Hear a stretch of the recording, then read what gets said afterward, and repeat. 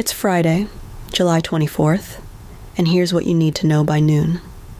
Overnight, the war crossed a line that lands in your wallet. So that's where we start.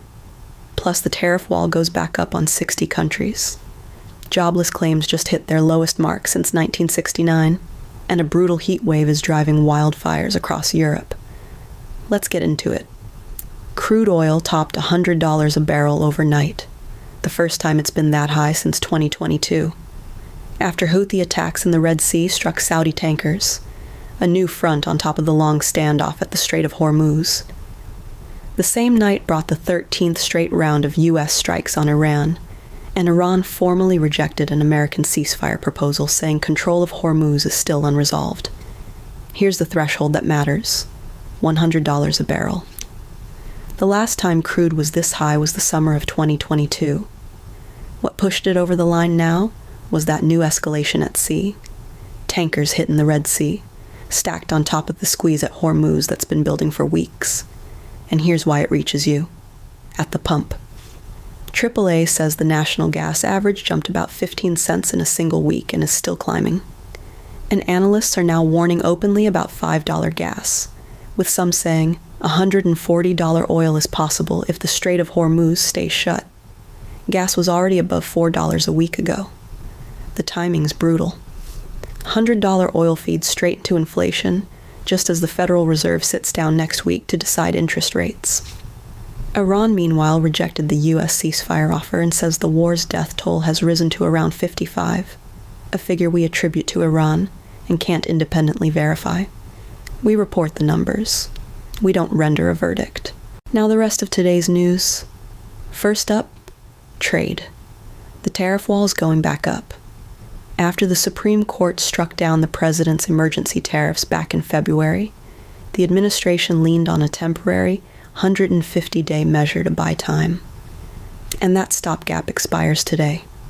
So it's reimposing tariffs of 10 to 12.5% on about 60 countries, covering nearly all U.S. imports, this time under a different law, and citing forced labor in those countries' supply chains. Supporters call it closing a loophole and rebuilding leverage and revenue after the court loss. Critics warn of higher prices on imported goods and a fresh round of trade war and legal risk. China opposes it. We'll give you both reads and let you weigh them. Now the rare bit of good news in a tense week. New claims for unemployment benefits fell to 187,000 last week, the fewest since 1969.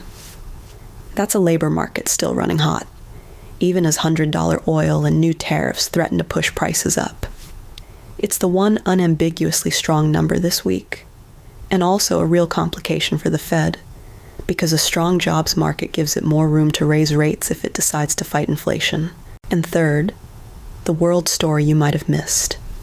A punishing heat wave across southern Europe is fueling major wildfires.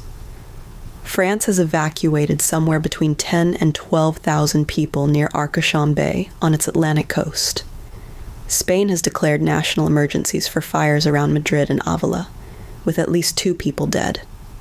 The same heat that reads as a forecast elsewhere is, across much of Europe right now, an emergency. So what should you watch? 2 things. The Federal Reserve meets Monday and Tuesday, July 28th and 29th.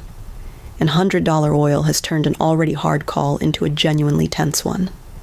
And keep an eye on big tech. Microsoft, Meta, Apple, and Amazon all report next week, the market's next test of how much they're spending on AI, after Meta already slipped about 4% on Thursday. And that's Friday. Caught up. A war that finally hit the pump. A tariff wall going back up. The best jobs number since 1969. And Europe battling the heat. We keep it straight, and we keep it quick. This is Know by Noon. That's the day. Made simple. See you Monday.